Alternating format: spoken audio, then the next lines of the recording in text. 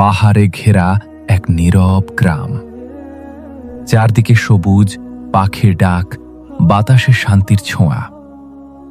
তবুও সেই গ্রামেই বাস করত এক অদ্ভুত অশান্ত মানুষ, ইমরান। তার বয়স মাত্র ২৪, কিন্তু তার চোখে ক্লান্তি, মনে যেন হাজার ঝড়। রাত হলে তার চিন্তাগুলো আরো জেগে উঠত। যদি আমি আগে ভুল না করতাম, ভবিষ্যতে যদি সব নষ্ট হয়ে যায়। ঘুম তার কাছে ছিল অপরিচিত, হাসি ছিল ভুলে যাওয়া অভ্যাস। ভিতরের যুদ্ধ ইমরান চেষ্টা করত নিজেকে ব্যস্ত রাখতে, কিন্তু মন যেন কোনোভাবেই শান্ত হতে চাইত না। বন্ধুদের মাঝে বসেও সে একা অনুভব করত। কাজের মাঝেও তার মাথার ভেতর চলত অদৃশ্য কোলাহল।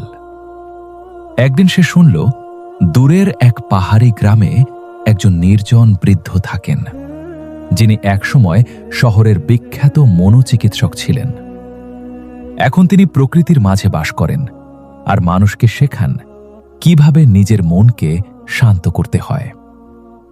এই গল্পটা যেন ইমরানের জন্য এক আশার আলো হয়ে এলো। কোনো দ্বিধা না রেখে ইমরান বেরিয়ে পড়ল। পাহাড়ি পথ, ঝর্ণা, কাটাঝোপ, সবকিছু পেরিয়ে ক্লান্ত শরীর আর ভাঙা মন নিয়ে সে পৌঁছালে সেই ছোট্ট কাঠের ঘরের সামনে। বারান্দায় বসেছিলেন সেই বৃদ্ধ, চোখ বন্ধ, মুখে অদ্ভুত প্রশান্তি। ইমরান কাঁপা কণ্ঠে বলল, আমি আর পারছি না, আমার মনটা সবসময় অশান্ত। আপনি কি আমাকে একটু শান্তি খুঁজে পেতে সাহায্য করবেন? বৃদ্ধ ধীরে চোখ খুললেন, হালকা হাসলেন। তিনি কোনো বড় উপদেশ দিলেন না, বরং একটি গ্লাসে পানি ভরে ইমরানের হাতে দিলেন। পানিটা এতটাই ভরা ছিল যে সামান্য কাঁপলেই পড়ে যাবে। বৃদ্ধ বললেন, এই গ্লাসটা নিয়ে গ্রামের শেষ প্রান্ত পর্যন্ত হেঁটে যাও, তারপর ফিরে আসো। কিন্তু সাবধান, এক ফোঁটাও যেন না পড়ে। ইমরান কিছুটা অবাক হলেও রাজি হল। সে হাঁটতে শুরু করল। চারপাশে মানুষ, বাচ্চাদের হাসি, কুকুরের ঘেউ ঘেউ সবই চলছিল, কিন্তু ইমরানের চোখ ছিল শুধু গ্লাসের পানির দিকে। প্রতিটি পদক্ষেপে সে নিজের মনকে আটকে রাখল, না অতীতে, না ভবিষ্যতে, শুধু এই মুহূর্তে। অবশেষে সে ফিরে এলো। এক ফোঁটা পানিও পড়েনি। উপলব্ধি বৃদ্ধ হাসলেন এবং জিজ্ঞেস করলেন, তুমি কি রাস্তার মানুষের কথা শুনেছিলে? বাচ্চাদের খেলতে দেখেছিলে? ইমরান মাথা নেড়ে বলল, না, আমি কিছুই খেয়াল করিনি, আমার মন শুধু ক্লাসেই ছিল। বৃদ্ধ তখন ধীরে বললেন, এইটাই তোমার উত্তর।